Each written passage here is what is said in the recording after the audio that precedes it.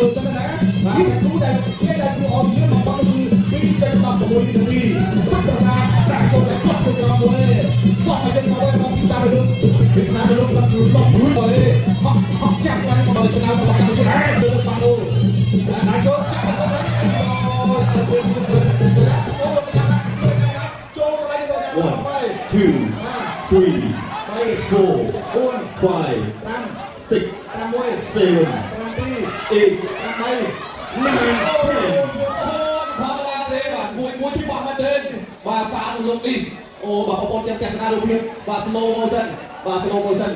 ណាពលឡាកូស៊ីនបាទបាត់ពលសារលោកនេះក៏បានរៀបជូនដែរណាបាទព្រោះយកឈ្នះលោកគ្រូឡៅសំណាងហើយក៏ព្រោះបាត់កៃមកដោបងប្អូនបាទ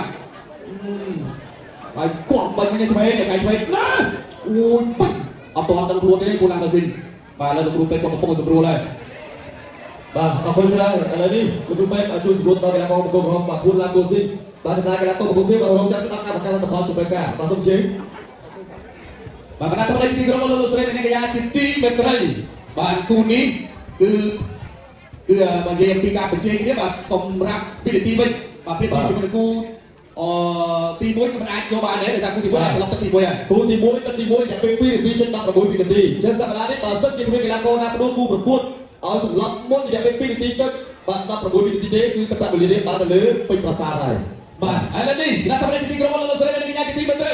សូមអបអរសាទរជាតិជំនះកីឡាករបង្គោលខៀវ